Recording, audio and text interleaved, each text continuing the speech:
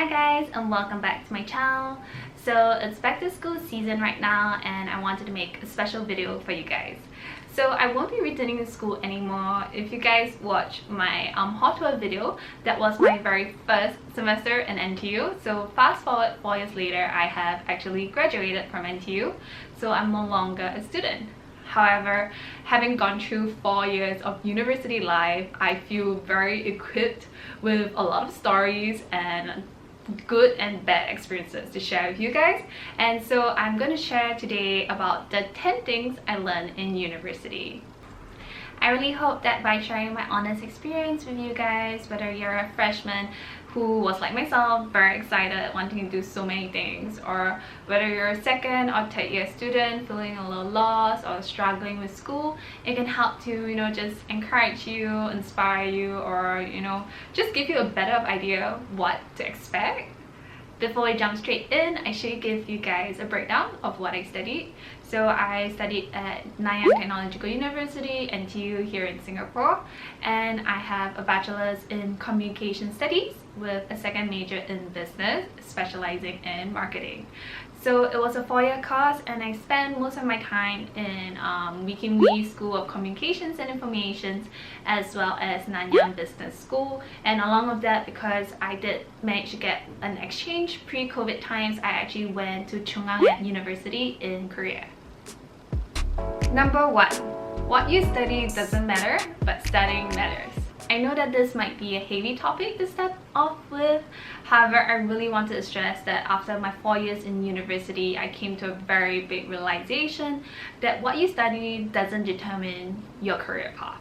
So I studied communication studies ever since my days at Ngee Ann Polytechnic because I had dreams of working in the radio industry. I wanted to do radio production, radio DJing, and I was just very interested in media in general.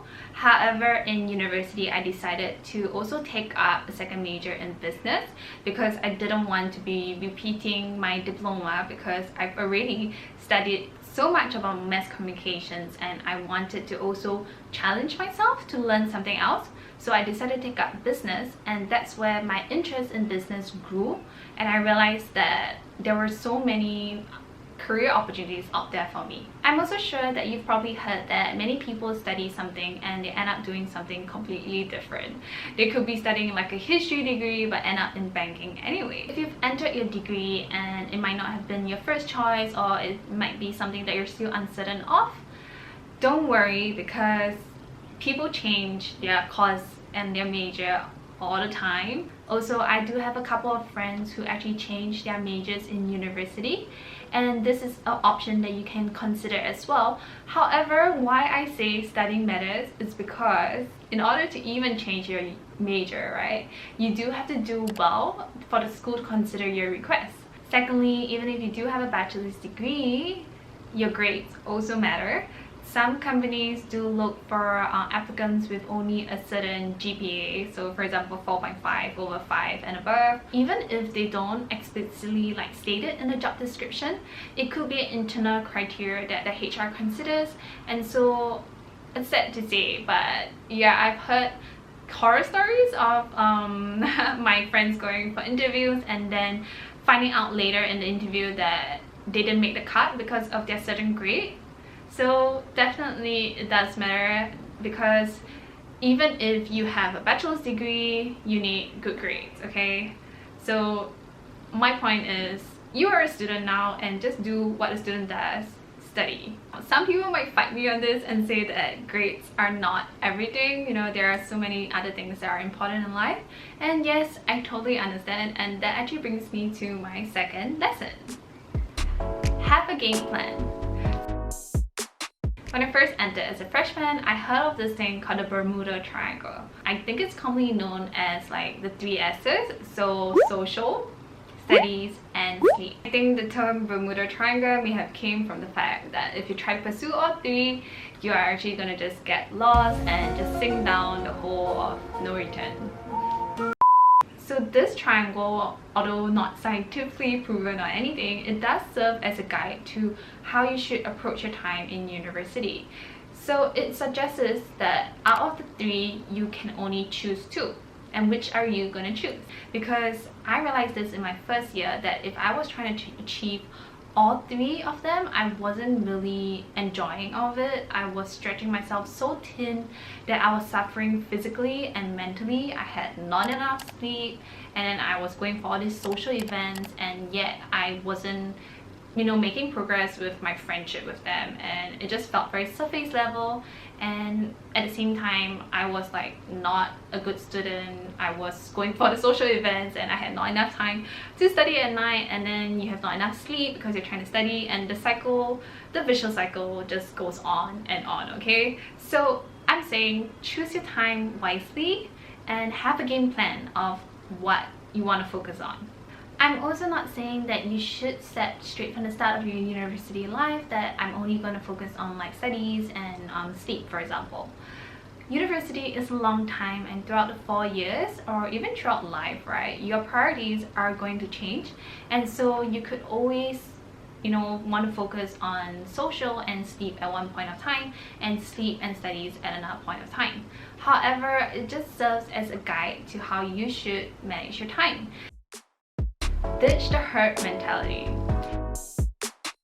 Just because everyone is staying home, just because everyone is going for suppers or dinners, or just because everyone is taking this module doesn't mean you have to.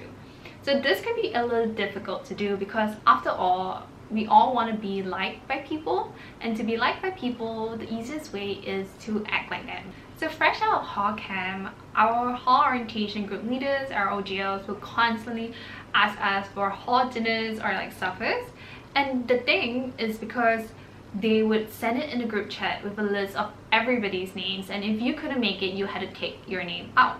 And this put an enormous pressure on people because if you weren't going, you had to take your name out and send it, and everyone would know that you were not going. I do feel that intention is good. It's wanting to bond the orientation group and help develop friendships. But for me, it was too big of a group to even have any meaningful conversations. I'm someone who prefers one-on-one conversations or in small groups. And so I didn't really enjoy my time at these suppers. And these suppers actually last to like the wee hours, like 2-3 a.m. back then. And you can guess what happened then. You don't get enough sleep, you get sleepy in class, your grades suffer, and the vicious cycle just goes on. So remember the Bermuda Triangle always, that you can only choose two. So I stopped going for hall suppers, and it was great actually. You know, I had more time for sleep, to catch up with friends that I actually wanted to, or even just have a quiet meal by myself. However, when you turn away from the herd and go against the norm, there's definitely going to be some negative reactions from the people who are following the norm. So I remember this moment quite vividly. It was the first time I was seeing my hall orientation group in a really long time, ever since I stopped going for the hall suppers. And it was because I was going to collect like the hall exam welfare pack. And then as I was collecting, I heard behind me somebody saying, "We only see Cheryl when there's free stuff." Wow, when I heard that, I was very offended and very hurt. But precisely because of that hurtful remark, I actually learned a very important lesson, which brings me to my next point. You are the average of the people you spend time with. The lesson here is to actively construct your social bubble. And for me, I decided to cut out the people that, you know, were mean to me, who were like talking behind my back. You don't need this kind of toxic people in your life, and I'm very glad I made that decision to cut them out early on. So while I tried to stay cordial with most people, I only had like a couple of close friends in school. One of them in particular actually studied the same course as me, so she also had a second major in business, and this meant that we had more common modules and free time in between as well. And so I actually asked her out for lunch a lot of times. We will also study together. And by studying with her, I realized how it really pushed me to become a better student, because she was very hardworking. She actually did like a couple of part-time jobs on the side, but yet she always prioritized studying and she always prioritized her grades. And for me, I found that it was very encouraging to just be around people who, you know, wanted to chase after the same dreams and same goals as you did. And for me, that really helped to push me to become a better student and study more. She definitely ended up being my best friend in university, and even though in our later years we didn't have any more common modules because she took a different specialization in business, she actually took business analytics, and whereas I took marketing. And even in Week in We, she did a journalism final year project, whereas I did a campaigns final year project. So we started having less and less like common time together. However, we still actively supported and encouraged each other along our journeys, and I can say that, you know, without that kind of support system going around and having all these positive people around me, that university would have been a much worse time, because I had a lot of bad experiences in university, to be honest. I remember more of the bad things than the good things, but the good things are definitely what made it so much better. Number 5 is don't limit yourself to your circle. You can have a clique of friends or best friend like mine, they can always gravitate towards you, but this doesn't mean that you have to do everything with them. Some of my best experiences in university came from not sticking with my friends. So in my first year, I remember that my best friend and I were looking for a group for this group project, and because we were second major in business students and there aren't many of us, there were actually only about 15 of us out of the whole cohort that was taking this extra second major on top of communication studies. So we were having clashing timetables with some of the other students, and it was very hard for us to find a group. And so I don't know how, but I think some seniors, 2 seniors actually approached us. They were actually final year students and they were taking this module to clear credits, and they asked us if they, we wanted a group with them, and we said yes. Because of grouping with these seniors instead of our peers, I actually learned a lot from them. And even after the group project, we actually stayed in touch. They actually contacted me for freelance jobs as well as internship opportunities. So grouping with the seniors became quite an enlightening moment for me, because I've always thought of networking as something you had to do at an official event. However, I realized that networking actually happens in everyday life. Just by grouping with the seniors, I actually established this contact, and I didn't realize it back then, but this contact came back to help me in future. The second example would be when I was applying for exchange. Everybody was thinking about like going with their friends, whereas for me, the most important thing on my mind was actually the location. And I wanted to go to Korea, but none of my friends wanted to go there. So I was left with the choice of, should I compromise on where I want to go just so that I can go with my friends? And I think some people would, compromise definitely. But for me, I just wanted to do what I wanted to do, and I went to Korea. So I ended up going for exchange with an entirely new group of people that I didn't even know. 2 of them were actually from the same course as I was, but we had never crossed paths. And another 2 of them were from totally different courses, and they were even seniors as well. And so because of my decision to not stick with my friends, I actually made new friends, and I enjoyed my exchange so much, and I keep in touch with them until today as well. Number 6, don't be afraid to explore. So one of my biggest regrets in university is not exploring enough. So this does apply to the modules I've taken, the friends I've made, and also like the extracurricular activities that I've joined. I always found myself gravitating towards what I knew I liked and what I was comfortable with. And I think that it's only human nature. However, it's always good to remind yourself that you have the opportunity and all the freedom to choose and explore. So back in hall, I actually did try cheerleading. It was actually really fun and I enjoyed it. However, I wasn't willing to commit to the level of commitment that they wanted me to. And so I ended up not joining cheerleading and I went back to join dance. But when I moved out of hall, I had to leave the dance group. So I think in my second year, I joined the exchange students club. So it was to befriend exchange students. However, I think I was only in there for 1 semester, and so after that I joined the K-pop dance group in NTU, and I was in there until COVID hit, I think, and then we couldn't really have any more dance practices.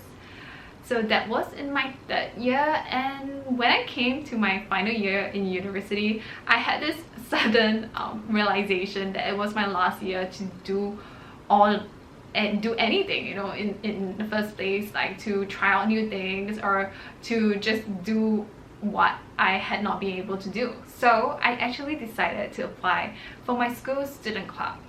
And I don't know where on earth I got the confidence back then, but I actually applied for the role of president. So one of my regrets over the first 3 years was because I was a business second major student. I had to spend quite a lot of my modules and time in the business school as compared to a full weekly communication studies degree.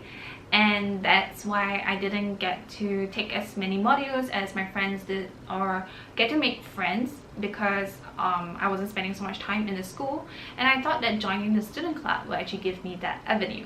I clearly was not qualified because I had not contributed to the school much, but I still gave it one last shot anyway, and the result I failed to get elected, but that's a story for another time. My point here is that there's no clear-cut path in university. You can explore as much as you want, join as many organizations as you want, and the worst thing that can happen, like me, is that you don't get elected, you don't make the cut, or you know, you find out that you don't like the organization and you just leave and you just move on. The worst really isn't that bad, and actually what I've learned through my years at university and even more now when I'm working is that the bad experiences can actually teach you more than the good experiences. And so don't be afraid to explore just because you're afraid of, you know, a negative result. Go for it with an open mind and explore, and you never know where that path will lead you to. Number 7, you're on your own. So university is different from junior college or polytechnic, where you might have had your timetables given to you and you have friends that are taking the same classes as you. In university, you do have the autonomy to choose what modules you want to take, and this means that you might not be taking the same modules as your friends. And this also means that you can take charge of your time at university and your student life. One thing I realized is that everybody is struggling, and that includes professors as well. So professors, I realize, are not really educators or teachers by nature. They are mostly there for research, and this actually meant that they don't have a lot of time for the students. And this might not be the case for all the professors. However, it was the case for a lot of those that I experienced at NTU. And so if you're expecting to get a bit more of like spoon feeding along the way, then I'm sorry to say that you're on your own in terms of, you know, studies. And when you don't take modules with your friends, that also means that you don't have anyone to share notes with, or you know, you don't have any seniors to ask for help from. Then you really have to take charge of whatever you are doing. And I would say that a very good way to do that is to have a planner. So as a student, you're definitely going to note down some important like assignment deadlines or like exams, because for me, I don't know what happened, but I think it was the semester that I came back from exchange. I had my timeline like totally screwed up, and I forgot that one of the days I had a class quiz.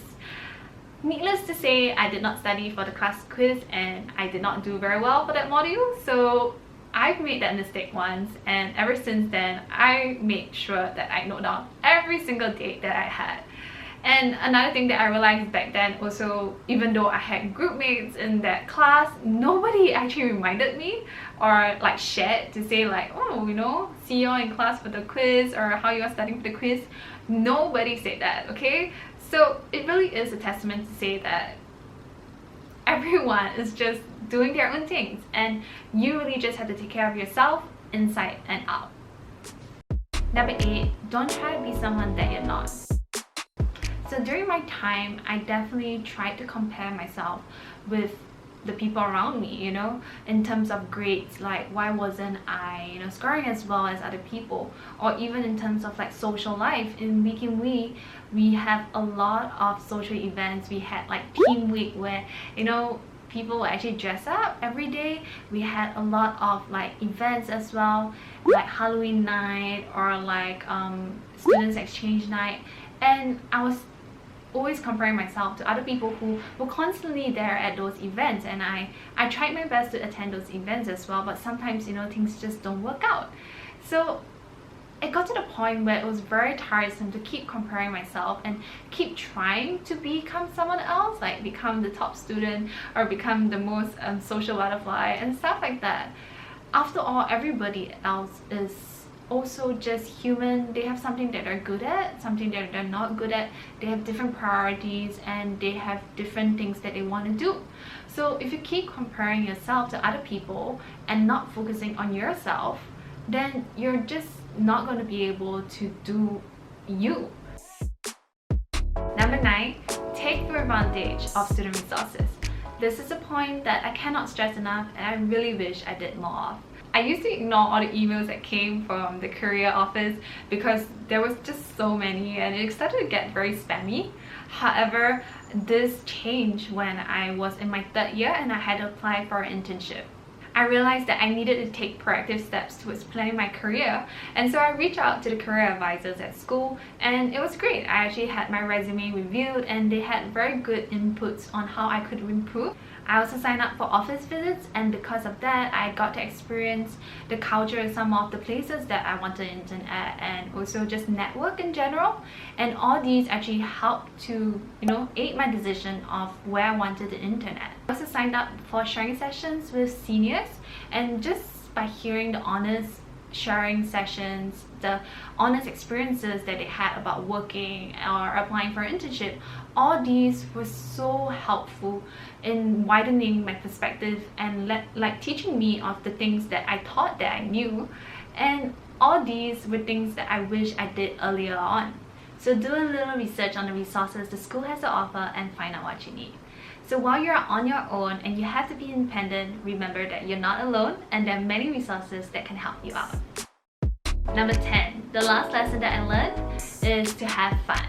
So although I started out saying that, you know, studying matters and grades matter, grades are definitely not the end. There are so many other aspects to life, and you will learn that having fun is very important. If all you do is study, there will come one day where you regret all the experiences that you've missed out because of studying. So be it that school event that you want to go to, that movie you want to catch, or the cafe that you want to visit with your friends and family, go ahead and have fun. But always remember to balance out your time and prioritize, you know, according to what you need, whether you need sleep, studies, or social. And remember, there are no right or wrong answers to life, but what matters most is your decision at the moment. So that wraps up the 10 lessons that I learned in university, and these lessons are definitely something that I wish I knew earlier on. You know, if I had someone to talk to or tell me, then I would have a better idea of what to expect in university and how I should have planned my university life.